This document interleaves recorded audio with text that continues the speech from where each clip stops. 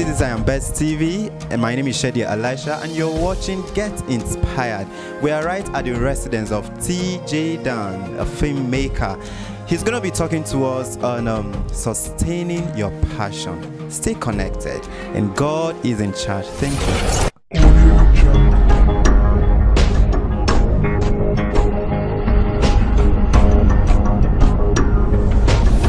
My name is Tukura John Daniel. I'm popularly known as TJ Dan. I'm a filmmaker and a publisher. I trained with the New York Film Academy as a screenwriter in 2010, and since then I've been working with some of the best people in film and publishing. I'm also the founder of Praxis Multimedia, a mass media company where we have Praxis magazine, one of the biggest literary platforms in Africa, and Praxis Hangout, where we do a lot of mental health awareness events across Africa. We've done events in places like Durban in South Africa and other places around. And I'm a baggy boy, most importantly. And welcome to my village. Why do I do what I do? I think for me, the ability to create is a beautiful thing. The freedom I have as an artistic person, and the fact that I make money doing this is a very beautiful thing. I've always been interested in documenting our stories, and my line of work allows me to document, allows me to create, allows me to gives me the liberty that I want. So I do it because I want to, first of all, create a platform for myself and my people to tell the stories that we genuinely want to tell, and then by extension, African as a whole, so that we can have, because I believe definitely that the best way to rebuild our country right now, and eventually the continent as a whole, is by building platforms. So we proffer solutions, we create businesses, not necessarily waiting every time for government to do things. So we create platforms that solve problems. That's why I do what I do. Also, I'm going to be a billionaire. I want to be a billionaire, and it's a very solid motivation to do the things that I do. Have I had challenges? Everyone has challenges, and especially if you are trying to do something that hasn't been done before. If you're trying to create anything for yourself and even for a larger society, you are definitely bound to suffer very unique and, well, not so unique though, but very, really big challenges. For me, the first challenge was getting my family and my immediate community to accept me for who I am and for the things that I want to do. I don't have a degree. I never got a degree from a university. I never liked school, so I had problems. The first challenge I had was fighting my family, but they wanted me to go and study law, and I didn't want to study law because I knew I wanted to be a filmmaker, and I knew the things that I wanted to do quite early. So that was the first challenge I had to succumb. I had to deal with that and conquer.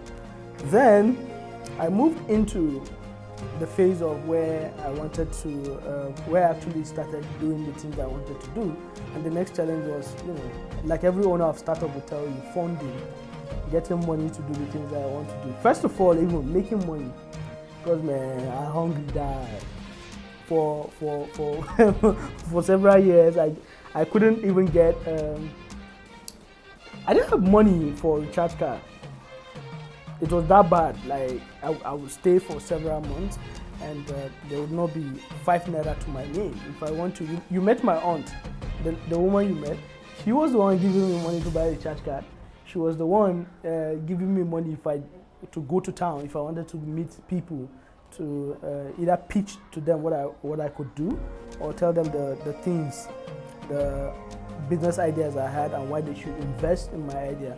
So it was that bad. That was the second challenge. And then the third challenge was, I made several silly financial decisions when I started making money. I made my first good money at the age of 19, 2009, and I blew it up because I didn't have, there wasn't any plan, any foresight. for things I could do with it. And I was a young boy, you know, surrounded by older people who equally didn't have sense then. So they helped me. They helped me to blow the money. So I blew that money, and it was a really difficult time. I'm happy it happened. I learned, but it was a really difficult time, and it took me a while to bounce back. And right now, I'm currently facing a really big challenge because my businesses are at a place where they are ready to scale. So I'm looking for really huge money from investors. I'm in talk with some people, financial institution, to raise 100 million naira for one of the projects we want to do. And they have accepted to give me the money, but the terms, the conditions attached are very horrible. So we're still negotiating. And we're also trying to raise $2 million so that we can scale box office studios. So these are challenges that I'm facing. Don't forget, if you are in Nigeria, whatever you do, you have to work double. You have to work hard because there are always challenges. Like right now, look at this man coming, going to disturb what we are doing. Okay, how I scale, I was able to succumb these challenges. I think that the first thing was that the fact that I believed in myself, and that is integral. You must believe in yourself even when nobody does. So it did not make sense for the things that I was saying I was going to do, and given where I was coming from. You understand? I'm a baggy person. I'm from one of the most disenfranchised tribe in Nigeria. So, and what we know mostly, we are known largely for farming. And the exceptional people among our people before my generation were civil servants. Those are the people that we had. So there was nobody that had done anything remotely close to what I was saying I was going to do. So it sounded very stupid, but I believed in myself and I forged on with it. That's the first thing. And then secondly, it was in the fact that I had a passion that I was willing to pay the price for. So I was willing, when my friends were going about wearing the nicest clothes and whatnot, I was saving. I was starving myself, denying myself some passion, some luxuries, just to build my career, invest in myself and in my career. And then I knew at some point, which also goes back to the first thing I said, that I will not be able to do any other thing except this. So I was willing to pay the price. I believed in myself, and I kept working, no matter how dark, through the darkness and what. Eventually, they started seeing the result, and one by one, they started saying, "Oh, okay, let's leave him alone. He's on his own." Then eventually, they started saying, "Oh, okay, it's making sense." And eventually, now they're all like, "We're proud of you." Well, I don't think I'm intelligent enough to define what passion is in practical time, and I'm not the kind of guy that will resort to the dictionary meaning. So I think that passion is anything that keeps you awake at night, anything that you feel defines your essence, that you cannot do without, you cannot live without. I think that's passion. Okay, so and I believe that passion is not enough, right? Passion is not enough, because if you go around saying you want to follow your passion, or more, you go hungry. Because mostly you find that the things that we're passionate about, some people, the things that they are passionate about do not pay bills, cannot pay them, make them money. And while some other people, passion takes time to develop into a commodity, into something that you can sell, something that you can charge for. So because there are years of training, whether you are training yourself or someone is training you, but there are years of training. So passion is not enough. Hard work comes in. And in my case, I had several, for years. I still do it. I still do that now, but not like before. For years, I slept less than 2-3 hours a day. I sleep less than 2-3 hours. Now, as I'm getting older, I'm going to be 30 next year, by the way. So, but I'm taking care so that I don't, go into my 40s and start having health issues. So I sleep a bit more. What drives my passion? Oh, want to talk plenty English. Financial freedom, man. I want to be financially free. I want to be able to look you in the eye and tell you what you do will make sense. You get? I want that liberty. I want to be able to live life, experience life at its fullest. I want to be able to, if I want to go to, we're sitting down here, right? And I feel like going to Lagos to go and eat breakfast tomorrow at Radisson Blue or whatever. I want to be able to do it. How can passion be sustained? I think I just said it. I said it earlier when I talked about how you need to actually put in the work. Yeah? So you need to put in you identify something you want to do, something you want to become. So it's left for you now to put in the work to actually become that thing or to actually achieve that thing that you want. And the more you do, the more results you produce, the more results you are able to see, the more you do. So if your passion is to be what? A filmmaker or a documentary guy or a photojournalist, once you embark on a particular project, right?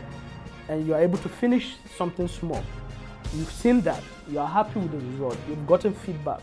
Now you have motivation to do more, right? So the more you work, and the thing about hard work is that the harder you work, the more you have more work to do. So your passion sustains easily with dedication. Actually, it is important to also know when to quit when you're doing something. It's very important because that's what leads to depression and other forms of mental illness, right? When you stick at something that you know intuitively that it's time to give up. But nobody can tell you when it is time to give up. Only you know. So other than that, if it's not because you feel, if it's not because you are convinced that this is not for you, then I would say you stick on a bit longer. It's like I said, it's not easy for you to try to build anything from the scratch. Okay, I'll share. I'm still a baby entrepreneur, given where I want to go to. I'm still a baby. In fact, it's until recently that I actually started accepting or referring to myself as an entrepreneur. So the advice I can give are things that I've learned from my experience. I wouldn't start telling you what I read in some books. Everybody can go and read those books, but I can say things that I learned, which you probably have read in some books, and then it will be a testimony of a sort. Number one, the first thing as an entrepreneur is never invest in a business that you don't understand. Never invest in the business that you don't understand. And what that means for those building a career, like you said, is that any industry you want to function in, study the industry, understand the industry. That's the first thing. Because I made that mistake before. I lost money, and then it took me 5 years to come back to that same industry. Yeah? So never invest in a business you don't understand. Secondly, build a team as early as possible. Build a team as early as possible. That doesn't mean that you should go and have people on your payroll. We make that mistake very quickly because we want to be called employers of labor. I made the mistake, twice, where I get to hire people, give you a title and whatnot, fancy title, place you on the salary, when I didn't have to do that, but I did it because for me it's a total package. When an entrepreneur, I want to be able to say I have staff that I'm paying.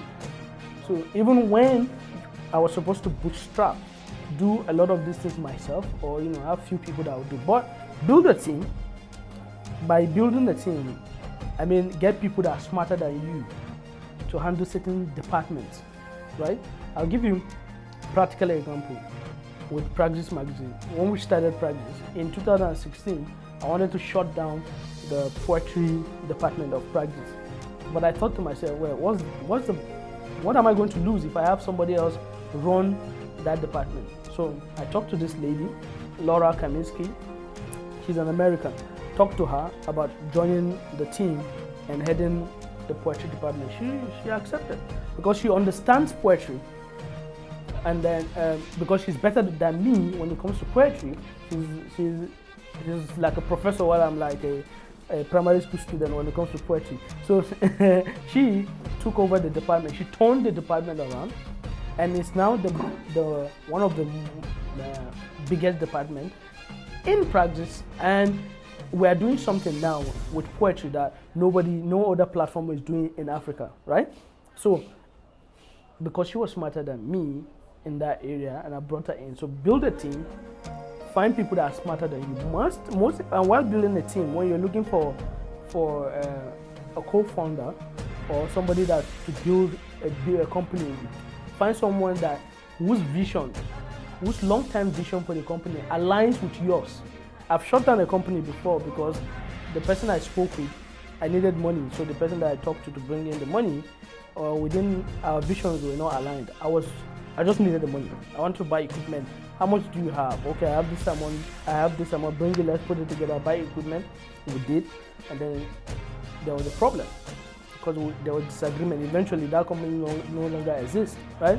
So that's number 2 thing, build a team fast. Then number 3, don't be scared of inactivity. You say you're a filmmaker, right?